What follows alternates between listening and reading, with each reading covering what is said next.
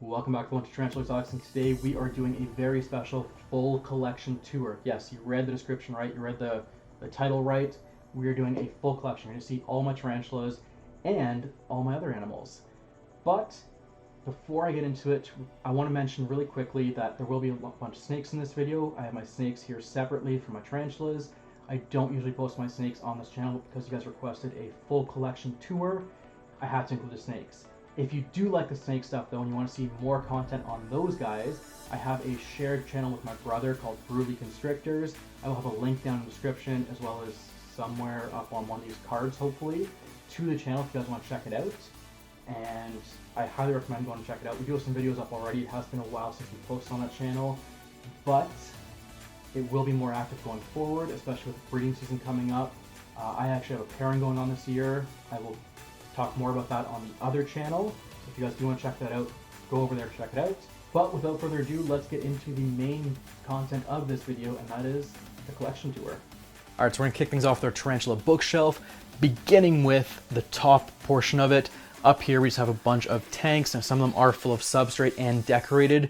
They don't have anything in them up here yet, so this is all empty cages or decorated but empty cages as well. And that's just for some future additions, or if slings start to grow really fast, I have some cages already pre-made, so I'm prepared for that in the future. There's also some decorations up there, some supplies, paintbrushes, tweezers, all that good stuff, but that shelf is kind of boring. Let's move on to the exciting shelf. These are mostly juveniles. So over here we have the Grammostola pulchripes, which you may have seen the feeding video on. If you haven't, make sure to go check that out. That is a really fun video. I had a lot of fun making it. Hopefully you guys had a lot of fun watching it, but that guy right there is absolutely amazing. And I shouldn't say guy because it actually is a confirmed female. But yeah, hopefully you guys enjoyed that video. And that is the Grammostola pulchripes. Moving on, we have the Phormictopus cancerides, or paladin. He has his own little kind of castle there. And this was actually a betta tank that was converted into a tarantula cage, much like I've done in the past. There's some air holes along the side there for ventilation, cross ventilation, and there's some airflow on the top as well. Next up, we have the Poecilotherium metallica. This is, of course, a small sling. This is only about 3/4 of an inch, but this was part of my converting a betta tank to tarantula enclosure video I did before. So if you guys didn't see that, make sure to go check that one out. Kind of self-promoting here. Can you really blame me? But hopefully you guys enjoyed it. And moving on from there, of course, we have the Tapinocenius violaceus, which is, again, one of my favorite little teas. This is only about a 1/2 inch, super quick, not very aggressive, more so just skittish, but great personality on that one. Love the webbing, love what it's done with that enclosure. And same thing, we have the top ventilation, and then we also have the blocked off lid there as well. Finally on this shelf, we have my most recent addition, which you guys may have seen the video for. If you haven't, go check it out, right? All right, this is the Nandu Colorado Velocis. If you didn't see that video, I basically took it from the pet store.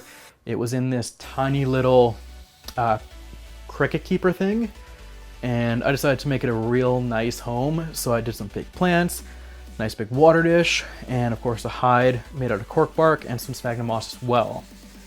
But that's pretty much it on this shelf. Let's take you down a little lower and let's check out the sling shelf. All right, so we're a little bit lower on this one. This is the sling shelf. These are all my spiderlings here. As you can see, I got a bunch of stuff here. This is actually from Staples. Got this for 50 bucks. You may have seen it in my rehousing video, or you may not have.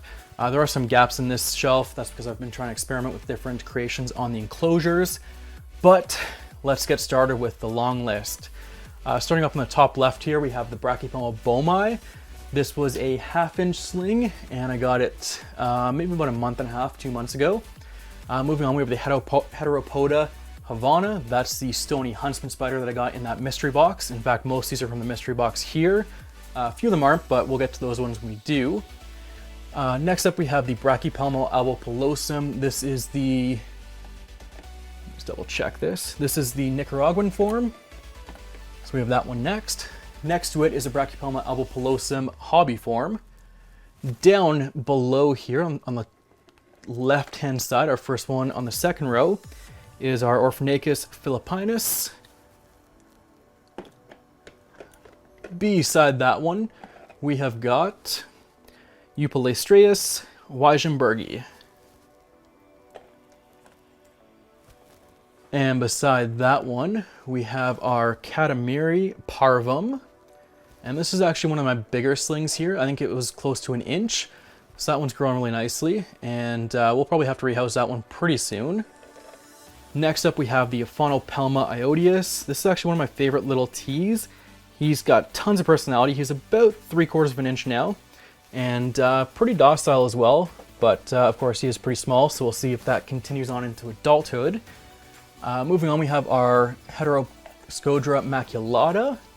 He has done an excellent job of wrapping up his little cage here, and pretty much only see him when he's eating. So, don't expect much from that one. And then lastly in this shelf, we have our Phormictopus cancerides number 2. Again, this is one we're hoping for a female on. And it's about a 1/2 inch sling, or a male. I just hope for an opposite sex from Paladin, obviously, so that's what I'm hoping for. I do have 2 other enclosures down here that are pre-made, but there is nothing in them, again, for the same logic as a top shelf. Those enclosures are really just being made in order to attempt for future editions or changing out enclosures if I ever have to. Next over here, we have one of our bigger enclosures of that same style. This is our Theraphosa sturmi that we got from Tarantula Canada. It's a 1-inch sling, although now it's probably closer to an 1.5 inch almost, with that real nice DLS, diagonal leg span. And probably have to add some water in there pretty soon, but we'll get that topped up for him. In this vial, this is actually the Heterometris hesperus, or sorry, not Heterometris, Latrodectus hesperus. And this is of course the North American Black Widow, and she's just at the top up there, so you may not be able to see her, but I'll try and get some shots of her. And last up is our, I think it was sold as a 1/4 inch, and this is a Vehovis Confucius 1/4 inch Scorpling. However, I would say she was closer to a 1/16 of an inch when I got her. She's super tiny, but yeah, she's eating pretty well, so I have no complaints with that. Pre-killed small 1-week-old crickets, and about once a week for those because I don't want to overfeed her. Moving on, next to her, we actually have our bigger Vehovis Confucius, an 1.5 inch Scorpling. A little bit bigger, a little more aggressive, definitely more skittish, but more skittish, more aggressive, more fun. Next to her are 2 Heterometris spinifers, and again, they're kind of mostly burrowers, so I don't want to disturb them too much, but I'll try and get a shot of at least one of them so you guys can see what they look like. And they're about an inch or so, give or take. Other than that, if we move lower, which you can't really see, I have some tanks set up as well, again, in preparation. I also have this cricket tank set up, which is a total mess. They just didn't keep well in there. I feel awful. It's more of a cricket graveyard now, but lesson learned. And then at the very bottom, we have some more empty tanks and some extra decorations as well. So that is the Tarantula bookshelf. Let's move on to some other stuff. All right, so next in line is Beans. This is my Savannah Monder. He is a little bit skittish, but he's usually pretty good once you get him out of the cage. His cage is a 2x2x1 PVC enclosure with a cutout opening on the top for the heat lamp to come in. I'm debating on doing one of 2 things with him next, and that will be either putting him into a 4x2x1 enclosure, which is what my snakes are in. Spoiler alert, we have some snakes coming up here soon. And just doing like a radiant heat panel on the top. Or the other option is going straight to a custom enclosure for him and letting him kind of just grow into it. So one of 2 things, that's gonna be coming in the next couple months. I'll figure that out when I get to it. But until then, he's just in this 2x2x1 and he seems to be enjoying it. So let's get him back in. There you go, Beans. All right, we're gonna close it up. Watch your toes. There you go, buddy. And we'll move on. All right, as we move one level down here, we can see we have my first boa. I'm not gonna tell you what she is. It is a her. She is roughly 8 years old. She was bred once, just over 2 years ago, so she had 2 years off, or I guess 3 years ago she was bred. She had 2 years off. She will be breeding for me this year, and she'll be breeding to one of my males, which I'll show you later on in the video. But the reason I don't want to say anything is because I actually think that the pairing could be a world's first, or at least a Canadian first. And I don't want to spoil what she is just yet because I think the project's gonna be very exciting. Now, of course, if you do want to follow that project, you can check it out on my other YouTube channel, Burley Constrictors with my brother. But if you don't have to, but here she is, Big Mama, and she is a beauty. All right, so as we move one enclosure down, we can see we have the next snake. This is another boa. This is my white pearl motley. For those of you guys who don't know, the white pearl is considered to be a pastel gene or a pastel aesthetic looking thing. A lot of people speculate it's not a true gene in the sense that it won't get passed on to the offspring, but there's been proof recently that there actually could be a gene to this coloration. We don't know for sure. There has been a white pearl to white pearl pairing, and it did produce a super white pearl. However, none of the babies have survived, and unfortunately, it's still a bit of a mystery to see if there's anything viable there, or if it's just more of a look sort of thing as opposed to a actual gene that can be passed on. But that's my white pearl motley, and she'll probably be off this year, so nothing too crazy with her, but she hasn't bred yet, and she's about 7 years old almost now. All right, so last up, this is my carpet python hand food. He is named, and you can kind of just see him there. He might strike the camera, so just be careful. He has the name hand food for a reason. And in fact, he actually bit me earlier today while I was trying to clean his enclosure out, so that was fun, but I'll show a quick video of that. It didn't hurt a ton. It actually could have been a lot worse. Well, actually, it could have been a lot worse. I mean, let's be honest, it got me, it wrapped me, and yeah, I mean, it just kind of is what it is. It happens, but I got over it, and it's honestly not very painful. It's just kind of annoying, more so than anything else. But yeah, you got me. So next up are some of my smaller snakes. They're all in tubs for the moment. Now I do have some extra PVC enclosures for them when they do get bigger, but in the meantime, they're just in here. And let's check out the top one. All right, so at the very top, we're gonna check this guy out first. This is Satan. He is a little bit more aggressive than hand food. He is actually a triple het. He's het, which means he carries 3 different genes, but doesn't actually display any of them. And so let's see if we can get him out here. He's of course at the very back. Just going to be super fun. Let's try to get bit on camera. All right, buddy. Show yourself for the camera. All right, so the 3 genes he carries the blood gene, the type 2 anery gene, and the sharp albino gene. You can see he's already ready to eat me. That is pretty normal for him.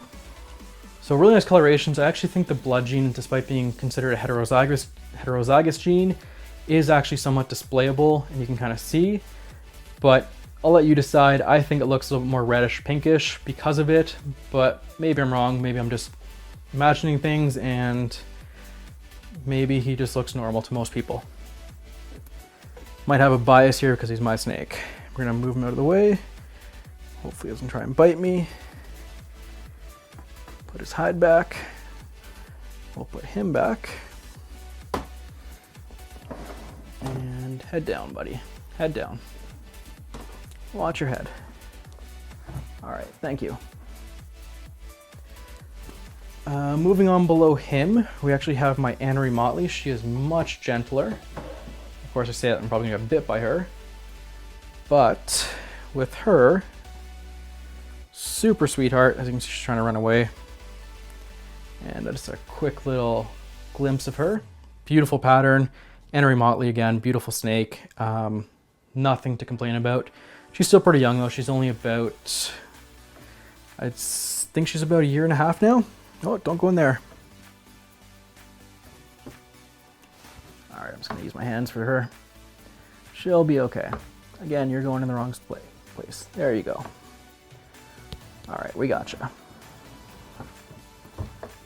All right, second last snake here. This is actually the first snake I got when I got back into boas. She is a female paraglow. For those of you guys who don't know what a paraglow is, it is basically a cross between bull woman caramel and sharp albino, which creates kind of this mixture of albino and caramel albino. That looks absolutely stunning, if you ask me. And let's see if I can get her out of here. Just to show her off. She's actually a sweetheart. She's really good. Never been bitten by her.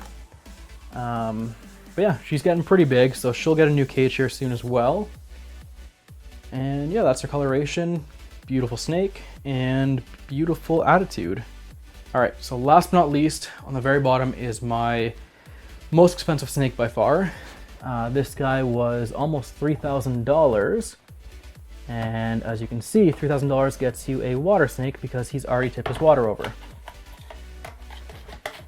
Okay, this hook is pretty much useless. Let's just take the hide out. All right, this is my boy that will be breeding this year to the big mama. And this is not gonna be a secret what he is, as he already made a mess. I'm gonna have to clean him again. I literally just cleaned him today and now I'm gonna have to clean him out again. So in here, over here, this is actually my fire male. And for those guys who don't know, a fire male is actually a het for leucistic boa. So that's my fire male. That's, again, most expensive snake in my collection. He is actually really gentle. He's super nice, great attitude. As soon as this video is actually done recording, I'm gonna have to clean him out because he has made a massive mess. But we'll put him back for now and get that sorted out later on. So that's all my snakes. And let's move on to my last reptile, and then we'll wrap the video up. Finally, we get to the last reptile here. This is my Crested Gecko in a bioactive vivarium. There are live plants, there's a couple bromeliads, there's some tall plant here, which I cannot remember what it's called, and then a small little fern-like plant, which again I can't remember what that one's called either. Some leaf litter on the ground as well, and you'll notice there are 2 water dishes in there, or 2 food dishes in there. There's 2 different types of food in there because I like to offer options. And there she is in the background there. Her name is Dot. She's a super Dalmatian Crested Gecko. Now, if you guys want to guess why her name is Dot, then I have left a hint in this video previously. Make sure to kind of let me know in the comments what you think the reason is. But continuing on here, we do have some springtails and some isopods underneath the cork bark, just again to add to that live bioactive vivarium feel. And of course, we do have some lighting up top here too. I actually have 2 different types of lights. The front one is actually a mass spect or something like that, one for coral. It's not on very often. The back one is of course made for plants and just to help them grow. And then we also have the mister here in the corner as well, and just to help make sure everything stays moist and that we have full coverage of water. That's gonna wrap up our collection tour. I hope you enjoyed the video. If you did, make sure to leave a like down below. If you didn't, make sure to leave a dislike, and also let me know in the comments if you have any feedback or criticisms. Otherwise, I appreciate it nonetheless. And I do like reading your comments, and I want to make sure that I get back to all of you. So that's going to end it for today. Thank you all so much for watching, and I will see you in the next one.